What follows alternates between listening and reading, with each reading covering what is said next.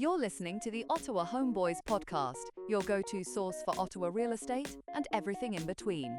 Now, here are your hosts, Aboozar Sheikhi, Dan Burton and Ahmad Hage Hassan. This podcast is about the real estate market in Ottawa and housing advice. But the advice may not apply to your situation. Contact the Homeboys or any licensed real estate professional for specific recommendations before you make decisions about your real estate needs. Welcome to another episode of Ottawa Homeboys. I'm Aboozar Sheikhi. We're into 2026, first episode, season 2. Oh yeah. Along with my man Ahmad here, Ahmad Hage Hassan. And our special guest, Mr. Alan Seto from Referral Mortgages. Yeah. Welcome. Thank you, guys. Thank you for having me. And it's great to have you here. Ahmed, how was the holidays, man? Did Super you relax? Nice. Oh yeah, a lot of it, man. Too much. Where now I'm just like full work mode. back to. Haven't taken a day off since I started the new year. It was nice. It was nice. I did a bit of work. I tried to relax as much as I could, but it seems like a lot of buyers are getting into the market, and then pre-approvals are happening. So we got to set the tone and just prepare everyone because we know the busy months are coming, right? Yeah. Alan, I'll get you to. Talk about yourself a bit, where you're coming from as far as your company goes and so on. And then we'll just get the flow and get going with what's happening. Absolutely, yeah. Again, thank you guys for having me. Absolutely. And a little bit about myself. So my name's Alan Seto. I'm a mortgage agent with Referral Mortgages here located in Ottawa. And I've been in the industry now 4 years, going into my 5th year in the business. I originally have an engineering background, so I worked in engineering for over 15 years. And then kind of during that pandemic period where I was working from home a lot, that's where, I spent a lot of time kind of considering like what future years would look like. And, awesome. That led to a career change, which brought me into this industry here. So I've been doing that for the last while, helping home buyers, homeowners with, their refinances, with their renewals, and then doing things like this with you guys. Awesome. It's nice having you. And starting a new year, and then everybody's wondering how the market will be, and we get the questions, right? Left and right. I'm sure you come across a lot of people as well too. A lot of articles we're seeing about what's Canada-wide, what could be coming. That's it. Yeah. And like how do we differentiate the Ottawa market versus the Canada market, Toronto, Vancouver, for example. Exactly. We're seeing a bit of activity that's not ideal over there. So definitely an interesting thing to see talk what about. Ottawa has to bring to the table, right? Because definitely, like, Toronto is a different beast on its own, and it's always the question, especially at the beginning of the year, is just what's the spring market going to be be like? And so what's happening? Are you seeing a lot of applications now coming in compared to a month before? Yeah, I would say last year was an interesting year. Mm-hmm. There's a lot of questions to what Ahmed was saying of the overall impact of what the Canadian economy is doing and the news that we're hearing and how that impacts very specific people, especially locally here in Ottawa. Right. And a lot of those conversations kind of just all circle back to similar fundamentals that I think we all kind of want to answer for our clients and deal with, which is where are they now? Like kind of what is their situation in terms of their job, how stable they feel in it, what does their savings look like, what does their overall kind of budget look like, and how does that fit into their overall plan? And that's where we come in and we can help guide some of those conversations. And at the end of the day, what's possible for people who are looking to get into homeownership. And similar kind of conversations I have with existing homeowners, whether they're coming up for refinancing or renewals, is exactly the same. If we're going to be doing any changes, like what is the situation now? Let's do our best to separate that a lot from the headlines and the news, especially when we hear things like, oh, home prices are going to crash, or the economy's tanking. At the end of the day, as much as we'd like to predict and see what's happening, we have no control over that. So let's see what we can do with a snapshot of where people are at today.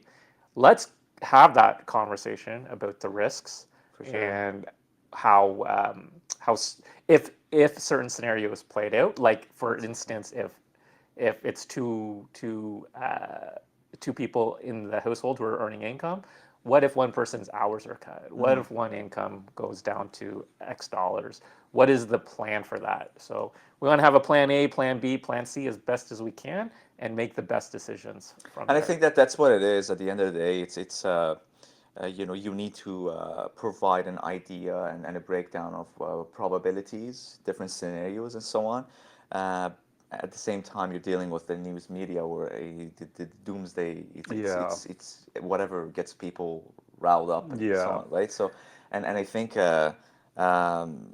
you know, having them talk to you about these things is essential, and for you to, you know, get it down to. Is this like do you hear fear, optimism? Are you hearing a little bit of both? Like, what are you kind of experiencing? Yeah, you know what? Fear is an interesting word. I don't think it is fear. I think it's more indecisiveness, right? Because there's been we're kind of living in this time where news is moving fast. Just like certain, for example, interest rates over last year. We look at the beginning of 2025 to where we are now at the beginning of 2026. We've had interest rates come down by about 1%. Well, the Bank of Canada cut by 1%. Even fixed rates have come down 1%. So with that kind of history, or at least what's happened in the last little bit, the question becomes, okay, are there going to be more rate discounts, more rates coming down? And again, we can't say like 4 months from now, 6 months from now, if that's going to happen. And I see that in that the fact that it has not been touched, it's like all of a sudden there's reassurance that maybe this is the new reality I got to deal with. What if it only goes down a little bit, and I'm have to, you know, deal with a bunch of other buyers on the market going for the same price range and same type of homes, right? So I think they're more serious a bit now, I feel, from what I'm getting. Let's get this done for the time being, and then, you know, if it comes down, so be it. If not, I can't take the risk of. Right, and it's all timing. I'll give you an example. I'm actually helping my sister with a home purchase, and they weren't actually planning on buying a little further down because of you know, stuff going on with her partner, and like when things are going to start moving forward. But the right home came up, and it check marked the boxes. Nice little nice big, I should say, semi in Finley Creek. A great price point. We had a awesome negotiation back and forth and got them a really good price for it. They're actually going to take possession of the home and basically have it vacant up until they're ready to move in.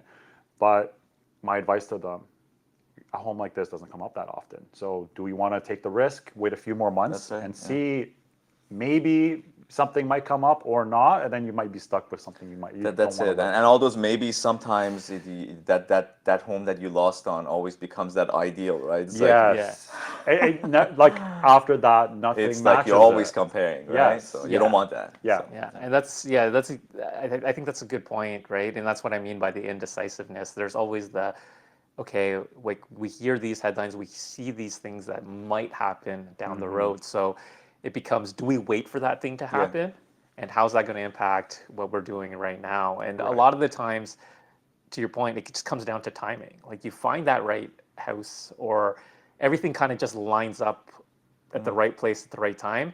And we can only work with that snapshot of information we have. Absolutely. And I mean, just to add to that, you know, as advisors, like our job is to really identify what this person wants to do and make sure that they're making the right decision. And like, it's true, right? We gotta ask the right questions to ensure, hey, if this is the right time to move, make a move.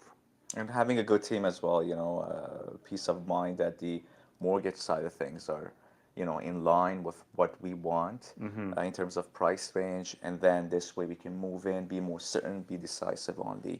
And I have this conversation like, no problem, I'll show you 100 houses, but you know, we can't be all over the place. Yeah. We have to narrow it down, because by the time we might come across the right home, because of being all over the place, you've already missed out on it. So that's basically essential for the, you know. Yeah, and it's just to piggyback on that, Aboozar, I think that's a really good point. So, yeah, we're dealing with this kind of kind of cloud of indecisiveness, if you will. So that's happening. We all know it. Like people out there, they're trying to make the best decisions they can, but being decisive does not necessarily mean, okay, I'm going to buy a house tomorrow. I'm not going to make an offer tomorrow. Yeah. Being decisive could simply mean, okay, we're at a point in our life. Maybe your family's growing. Maybe you're tired of renting. Whatever your situation is, and just simply the decision to pick up the phone and be like, okay, you know what? I'm going to give Ahmed a call. I'm going to give Aboozar a call. I'm going to give Alan a call, and at least get those steps moving. And you, I mean, to what we were saying, we're here to guide some of those decisions and to help people along the way. So until you have those conversations, you can't really put the pieces together of what the next steps are. So you're stuck in this world of indecisiveness, and you're just like, well, I don't know what to do. Should I? Shouldn't I buy? Should I think about it? Shouldn't I think about it? But it's simply, okay, let me make that decision to speak to a professional, and that'll add some And clarity. it's the dedication, I find, not to say that, if someone puts the time and energy to think about something, the effort to meet a mortgage specialist, the effort to talk to a realtor, those dedicated times, mean something, and essentially slowly push Take away you the scare, into, that's right? it, It's like, hey, like calling Alan, he's going to work with you for however long Things it are takes. happening, so, yeah.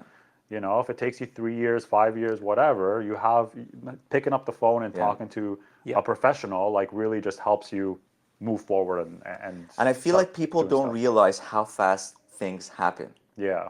It's like, I'm not looking for a home, but I need to. And all of a sudden, the need becomes That's more right. and more. You talk to a mortgage specialist and your realtor, all of a sudden, in a month from now or 3 weeks from now, you already locked down a home. That It could move that fast. Yeah. It could definitely move that very fast. fast. You'd Yeah. be surprised. Yeah. And starting earlier, because we've all seen that where people are in a rush and everything just all of the information is coming at you all of a sudden. That's it. Whereas if you just kind of took those steps a few months earlier, piecemeal that information together, and it allows you to take those next steps with a little bit more confidence, a little bit more like a clarity as to what you want, what you like, whether it's a neighborhood you want to live in, or how big of a house you want. All of those factors that you don't want it all to be coming, and then all of a sudden you're making a million decisions in a short amount of time. It is that, and I find that process itself, it's so valuable because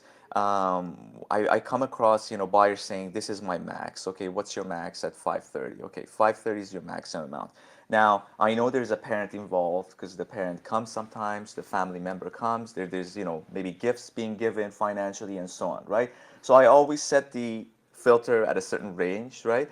And then we get to a point where the comparable comes along, right? We have plenty of time, plenty of homes to see, in a sense, in a certain area.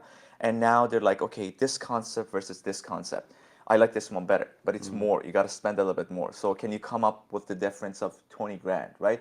That time that we have allows them to go to their mortgage specialist. Listen, what can we do? Let's recalculate. What other options are there? Is there a parent? Are you getting a gift? And then these tweaks over time, all of a sudden, we're open to a whole different style of properties where we're not confined anymore. So I think that time is essential to take and to help you in the process. Yeah, For sure. I think it's an obvious thing. I mean, obvious to us who've seen it multiple times. Yeah. But the more time you give yourself, it's just everything. It's better decision making. It's decision making under less stressful It is. conditions, Yeah. and it moves smoother. Like And everyone it's wants. not easy, eh? Like it's hard, the whole process, because I've had like buyers that they've done the steps and the process, but you got to a point there like, it's too much at times. I understand that. It's a huge purchase. It's probably the biggest purchase anyone does, right, in their lifetime. So it's not to say that it's easy, but the fact of you preparing for it, it will somewhat pave the way so that the transition will be smooth, as smooth as it can be, basically. Yeah. For sure.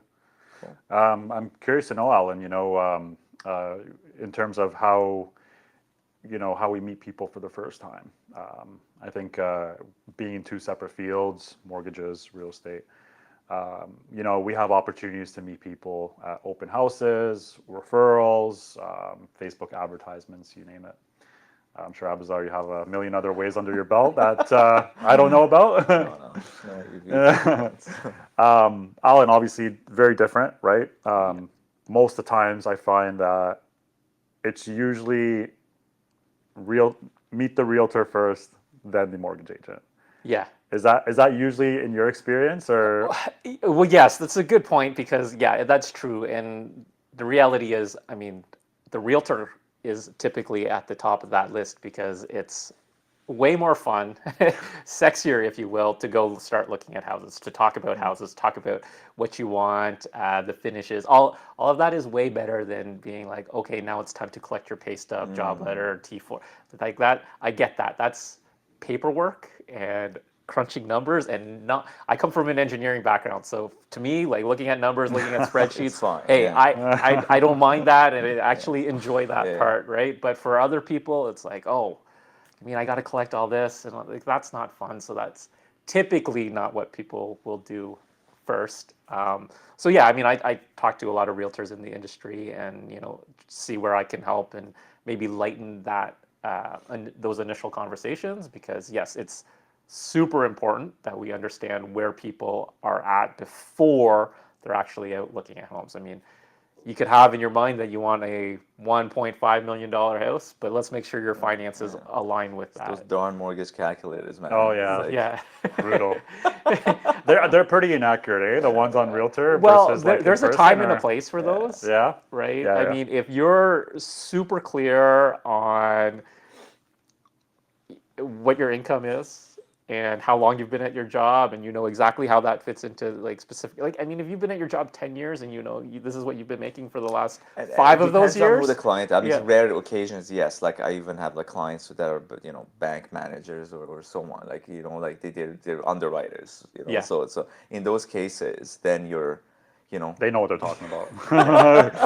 Yeah. I gotta worry less about that, right? That's right. But I mean, essentially, most you would want to. But even simple things like, what's the impact of our qualifying smallest amount things, if for we sure, for increase sure. we Absolutely. have these Yeah. savings Yeah. for down payment? What if we increase it by a little bit? What if we double it? What happens then? What other options open up if we do these things? So mortgage calculator can't always answer those questions. So again, just a quick conversation, just finding out a little bit of information, so that, again, if you're out there and you're looking at homes before you talk to a realtor or at those initial stages, so that you know that information and what's available. Excellent, fantastic.